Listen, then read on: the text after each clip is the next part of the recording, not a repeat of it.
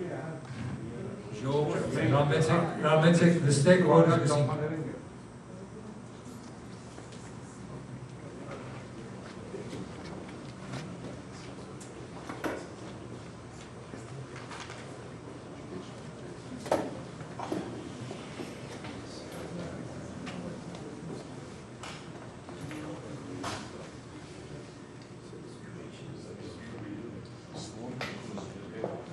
Good evening. We're going to start tonight. We have a lecture on agriculture, education, information technology as critical sectors for Armenia's economy. And the presenter is Jason Kazarian. Jason was born in Los Angeles, right? He has a bachelor's and a master's degree in computer science and minoring in mathematics. He has published papers on simulation and real-time software and has copyrighted 2 works in the performing arts, 2 works in the visual arts, an open source software package, and has 25 years of professional experience, including 12 years in defense, 4 years in telecommunications, 3 years in education, and 6 years in consulting. He has an extensive background. His projects include accounting, embedded systems, fundraising, geographic information system, medical databases, message processing, navigation, software porting, real-time systems, satellite control, simulation, telecommunications, and telemetry reduction. And also he's worked as a trainer. He has spent several years in international product development, and most recently he has been working in Armenia as the executive director of an information technology training center, training academy in Gyumri, Armenia. He is currently focusing on private technology-based startups for Armenia, for the Armenian domestic and international markets. Jason, please.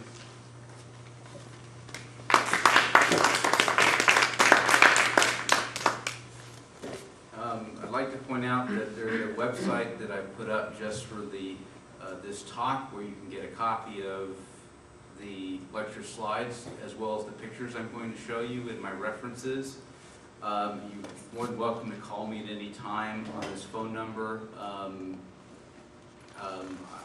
Even when I travel, I can have access to the voicemail on this number, and I can get back to you.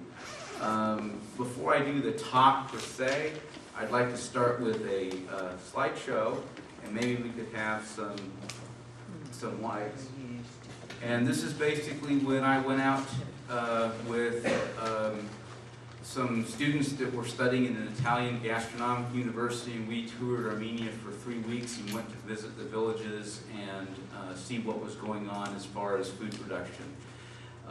This is a family making lavash. Grandmother is rolling out homemade dough. The mother is thinning the dough out. I did not get the name of what her palette is called. And the daughter is throwing the loaves of dough into the tonnier. And here's a better picture of the daughter throwing her loaves in the tonnier. And they bake for a few minutes, and when they pulls them out the stick, it's an amazing production. It takes them a while to get started, but it's like they're popping a loaf or a sheet of lavash out of there every 15-30 seconds once they get going. Everything that's done on an Armenian farm is handmade, including the cheese, and this is some cheese that's being heated to curd prior to being stretched. And this is the mother of the family hand stretching the Chechel cheese, and they will eventually store the Chechel cheese in these pots that will age for 4 to 6 months, and the cheese develops not a blue but a green mold, which is considered to be a delicacy. And they place the pots in ash so that the air will not enter or exit the jar.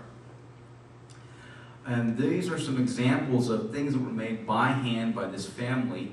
They're in the Shirak province near Gyumri, about a half-hour away. We've got homemade bread, homemade honey, homemade butter. This is, I think, it's called matzoon. It's yogurt, very thick yogurt, and I think this is lori banir. It's a very salty cheese. When you first get to Armenia and eat it, you can't stand it. After you've been eating it for 6 months, you can't stand the cheese in America. This is an example of the homemade preserves that family put together. In the middle, we've got apricots. This is just regular apricots that are diced, and these are apricots that have been peeled and then preserved in a sugar syrup. And these are anguilles, or walnuts. Now, what's interesting about this is that they make the walnuts whole. The walnuts have a green husk because they come out of the tree, and they soak this in a sugar sauce, and you eat the whole thing, shell, husk, walnut, and all. And it's amazing. These are the toniers, and as you can see, here's a gentleman who does these for a living. As you can see, outside of the ground, they look a lot larger than they are when they're stuck inside of the ground. They're about, you can see that he's about 5.5, 6 feet tall, so these toniers are about 4.5 to 5 feet tall. They cost anywhere between 80 to 120,000 drams, around $200, $250. And he makes toniers, and people know that he does that, and his toniers are put into the ground. Armenians are very efficient, they're very green. This is dried dung that is cut up and set in piles, and that was what you were watching that was cooking the cheese. They don't waste a thing on that village farm. This is another farm near Dilijan. It's in Gegarkunik province, and this family has animals, and they also raise their own produce. They do dried fruit and cheese. Now, the fruit is dried in the sun for 6 months, which has the benefit it's naturally sterilized. If you leave something in the sun for about 90 minutes, the ultraviolet rays will kill bacteria. So if things have been left in the sun, 6 weeks, there is no hint of bacteria on it. It's a very natural drying process. It's tasty and it's organic.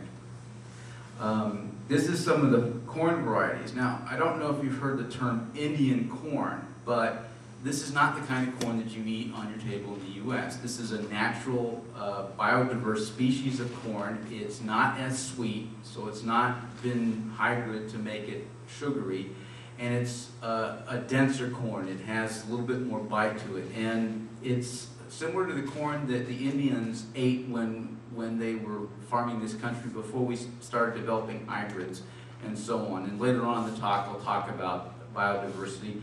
We also have some dried peppers here, some red and orange peppers that are from the family.